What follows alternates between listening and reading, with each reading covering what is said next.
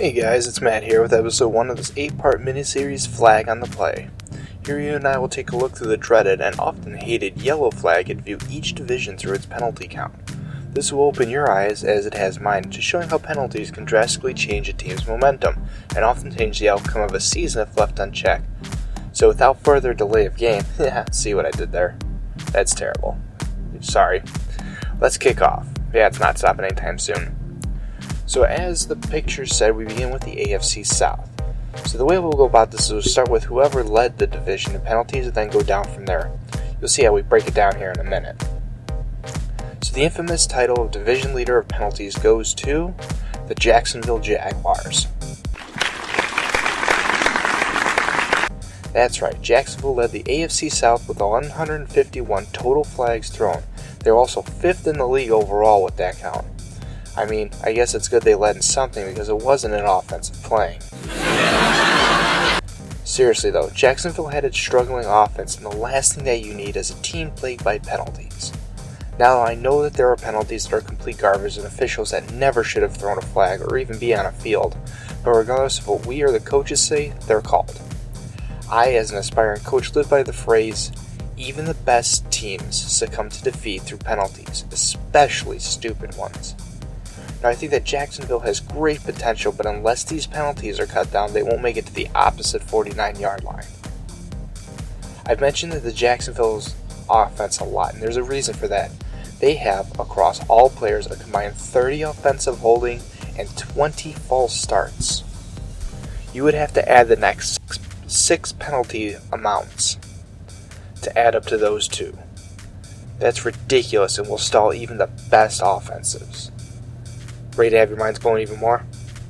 Within those 50 penalties, the Jags lost a combined 385 yards, with 285 of those called on offensive holding. Now, to give you guys kind of an idea of how often you need to be called to get those kinds of numbers, offensive holding is a 10-yard penalty, while false start is a 5-yard penalty. In short, it means you're going the wrong way, and it means you need to be called an awful lot to get those kinds of numbers. Now, it gets more frustrating when you start breaking down and looking at the personnel. On the Jags' offensive line, tackles Jeremy Parnell and Kevin Beecham lead the team in penalties. They had a combined 20 penalties for a total of 160 yards. Oh, and it gets worse. 145 of the 160, or almost 3/4 of that, were split between offensive holding and false starts, a combined total of 10 and 9 respectively. That roughly equates to 16 first downs. 16! That could easily be a couple of touchdowns or even a touchdown and a field goal. All points that were non-existent due to stupid penalties. Well, how do you fix this? What should the solution be? The same as I will say throughout this entire series: discipline, discipline, discipline. False starts, especially when committed after a huddle, are unacceptable. You were just told everything you needed to know: routes, blocking, the cadence count, and yet you go ahead and turn around and screw it up. In a loud environment like Seattle or Atlanta, it can be hard, I get that, but at your own, in your home building, it's inexcusable. As for holding, there's a general rule of thumb that I go by. If you're going to do it, don't be obvious. All these tackles for Jacksonville need to work on, especially in the offseason, is memorizing these cadences and work on their blocking technique. If they know the cadence counts and the calls for them, the false starts go down.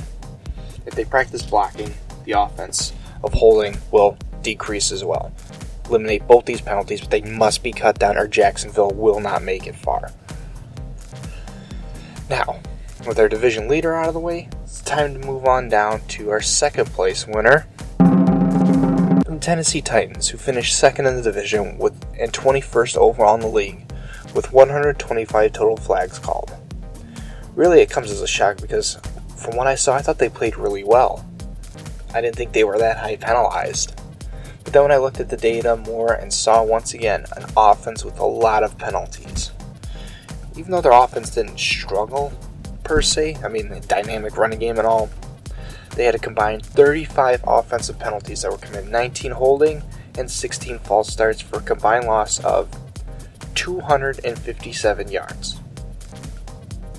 Let that sink in. And to put that into perspective, 257 yards is what some of the top quarterbacks throw in a game. Average. They lost an entire QB's passing stats in 2 penalty categories. That is an insane amount of loss of yards on only 2 penalties. And if you aren't already dumbfounded, let me throw another stat at you.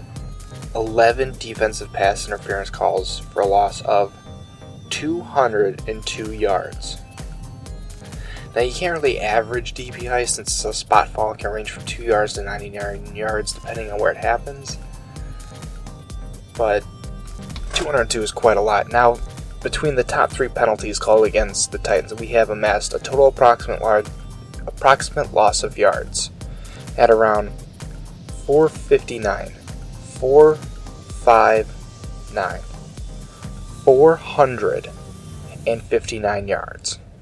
Loss. Gone. Not coming back. I'd lose my mind if I was the coach. Now, DPI is a tricky situation because it really boils down to how the officials want to call it and who the teams are playing that day. And this is entirely true. If you watch and look, it really does vary. If there's a nasty history between the teams, say like Cincinnati and Pittsburgh, they're going to lay down the law and they're going to call everything just to prevent things from getting out of hand. However, if there are teams that really don't have a history, don't play each other all that often, they're only going to call it if it looks like it's call-worthy. So it's really up to the ref.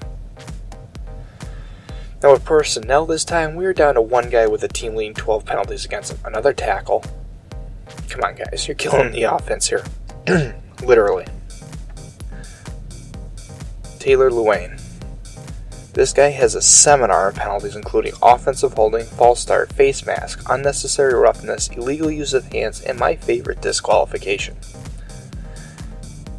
Now, disqualification is it's a really touchy call to make, especially now with the changes in the league this year.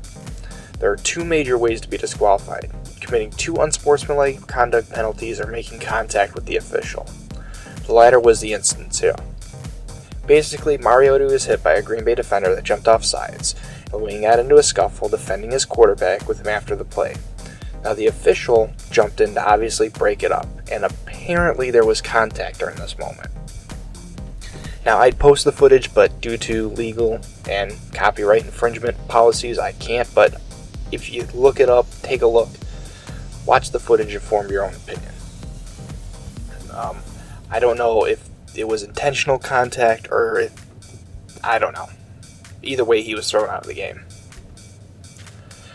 As to how to improve upon these penalties, it's back down to just being aware and disciplined. To lessen the likelihood of DPI, defenders need to start making sure they're looking back towards the ball. Make it seem like you're playing the ball, not the player. And it lessens this likelihood. Because I often see them looking at the receivers rather than up towards the ball. Like, they watch for the ball to leave the quarterback's hand, turn, follow the receivers, look at the receivers, and that doesn't help anybody because they're going to call that every time. In short, learn to look back. Well, at this point, we have passed the halfway mark in the AFC South, and the penalties have amassed kind of quickly. I would love to say we're getting better, but only marginally so. For now, we round out the 3rd place winner in the AFC South penalty showdown with the Houston Texans. Texans ranked 3rd in the division, 24th in the league overall with 121 total flags thrown. Not terrible, not bad. But are you ready for the plot twist? This would make top authors jealous. Number 1 penalty leader was also a key member of that number 1 defense. AJ Boye with 6 DPI, 2 illegal use of hands, and 2 defensive holding, totaling 122 yards. Boye leads the Texans in penalty counts. You can catch more of our opinion of Boye in our Texas assessment episode if you want to see what we think of him. What kills me is the fact that he has a 6 DPI that came out to roughly 102 yards. That's essentially giving the opponent 10 first downs and even a touchdown. Or 2. When you're the number 1 ranked defense, you shouldn't be committing these errors. That kind of play is what can cost you a deep playoff run. and I don't like it. Boye is a great player. He's a very physical player, but he needs to not learn to not be all over the receiver and to turn and look. He watches the quarterback, which is great, which means he can undercut routes. The problem is once the ball, he sees it's coming his way, he focuses on the receiver, and you can't do that. Once again, they're going to call that every time. But to jump to the other side of the football, and once again, this is just making me hate offensive tackles at this point, is Chris Clark has 5 penalties against him, but the number of penalties that sticks out the most, and especially the type of penalties called to me the most, is the offensive holding ones. 13 offensive holding penalties, and at 10 yards of penalty, if they're accepted, it's 130 yards in holding penalties. And it's pretty remarkable that I have to sit here and say this.